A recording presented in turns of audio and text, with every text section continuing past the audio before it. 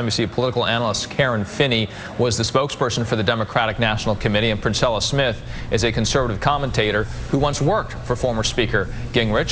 Princella, we'll start with you. You know, this was reportedly about the spouse of Gingrich. Staffers saying that Newt deferred to what his wife wanted, even if the staffers disagreed. So is this fair criticism?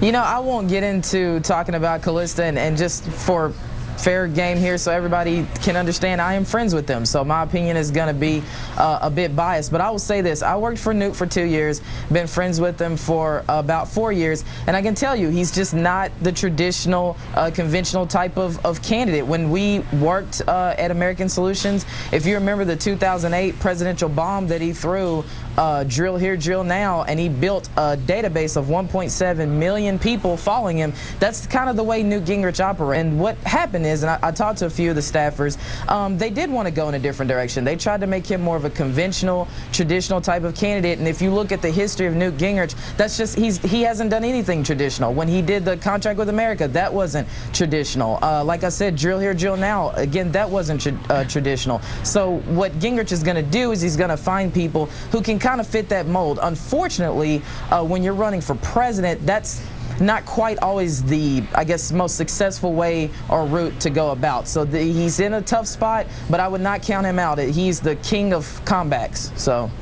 And unconventional. Karen, you know, Newt's relaunch, you were talking about it. You know, does he really get a do-over here at this time in the race? I don't think so. I mean, because isn't this like relaunch 3 or 4.0? Because didn't he start with, maybe I'm going to run, I'm not running this day, it's going to be that day, this is my now. I mean, you know, he's had a really bad start. There's a couple of things, though, I would say.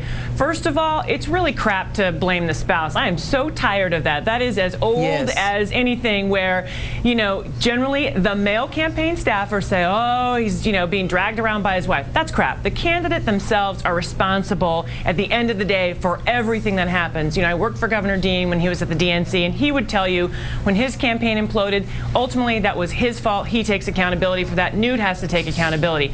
But secondly, I think the problem that Newt has, two things. One, he still has a lot of baggage that he's not yet been able to convince voters that this is the new Newt and that baggage is all in the past. And then secondly, the problem with what's happening in this non-traditional, and that's a great spin on it, but it reconfirms and exemplifies the concern about him, something, as you pointed out, he's already admitted, he's undisciplined.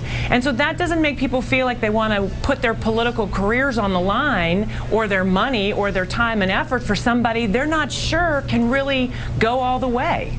You know, Princella, I know you speak to Newt quite often in the past, as well as up to today. Have you spoken to him recently? I have, and like I said, what did he say? He is a friend. Again, you keep your friends by keeping things confidential. But I would say this: I think non-discipline is the wrong word. You got to remember, this man has run and chaired several organizations at the same time. But Princella, what is he thinking right now in that conversation? Does he feel confident? Does he feel like this is a normal step in the process of moving forward? This I told you, Newt Gingrich is. Look, if you look on the side of the right, there's a couple people that have had original ideas. It's been Newt and Haley Barbour, and that's it. And I can tell you this: he's in constant contact with members of Congress, with governors across the country. He is the idea man on the right, so he's not giving up.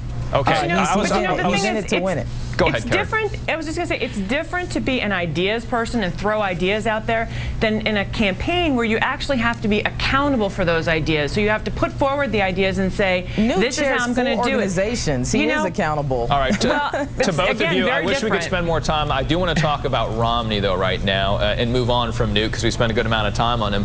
For Romney, if you could hear Karen, setting expectations for Iowa, putting his money on New Hampshire.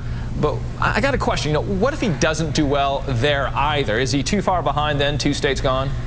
Well, he might be. I mean, you know, this is going to be a very interesting beginning of the cycle, because you know, the traditional wisdom is, you know, you get your momentum coming out of Iowa, and then that takes you into New Hampshire. We've obviously seen it work a different way several times. I think, though, from Romney's perspective, he's right to limit the amount he's going to put into Iowa, because, you know, frankly, those are probably not his voters. I mean, his voters really are in New Hampshire, so he's going to have to. He does put pressure on himself there, though. He's going to have to do very well And if he places somewhere in the top 4 or 5 in Iowa, I think he'll be fine. Princella, last word to you. So he's skipping that straw poll in Iowa. What do you think? I think that's a good idea. I actually helped with the straw poll in the Iowa caucuses, and I remember being very unimpressed with how much money Governor Romney had to spend to come into, second place in the caucus. And in the straw poll, he came in first place, but he barely won it. So I think it's a good move. All right, Princella as well. Karen, thank you so much. Have a very good weekend. Thanks. Sarah Palin's still thinking about whether she'll run for president, but she may